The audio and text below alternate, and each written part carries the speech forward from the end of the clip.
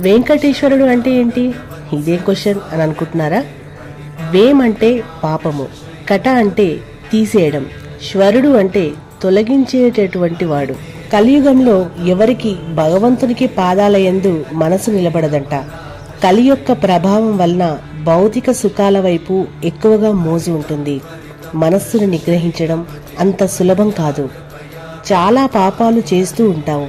ఈ పాపాలు చేసేటువంటి వారిని ఉద్ధరించడానికి పరమాత్మ శ్రీ వెంకటేశ్వరుడుగా ఆవిర్భవించారు.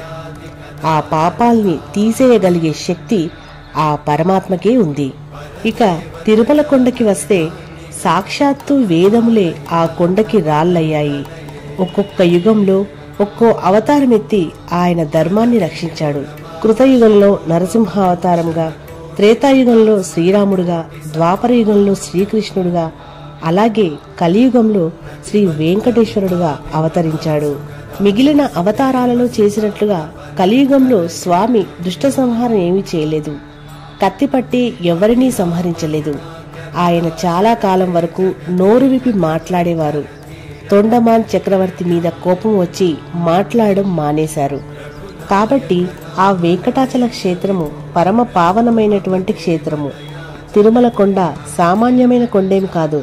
ఆ కొండకి శ్రీ వెంకటేశ్వరుడికి ఒక గొప్ప సంబంధం ఉంది. తిరుమల కొండకి ఒక్కో యుగంలో ఒక్కో పేరుండేది. కృతయుగంలో వృషాచలం, త్రేతాయుగంలో అంజనాచలం, తరువాత కలియుగంలో వెంకటాచలం అని పేరు వచ్చింది. యుగాలు మారిపోయినా ఆ కొండ అలాగే ఉంది. ఈ కొండ శ్రీ మహావిష్ణువు యొక్క క్రీడాద్రి. తిరుమల చాలా పవిత్రమైనటువంటి స్థలం. మరి అటువంటి తిరుమల ఎక్కి ఆ స్వామివారి యొక్క దర్శనాన్ని మీరు ఎన్నిసార్లు చేసుకున్నారో నాకు కామెంట్ చేయండి. వీడియో నచ్చితే చిన్న లైక్ ఇచ్చేసి, మీకు నచ్చిన వాళ్ళకు మాత్రమే మన యొక్క వీడియోని షేర్ చేసి మన ఛానల్ని సబ్స్క్రైబ్ చేసుకోండి.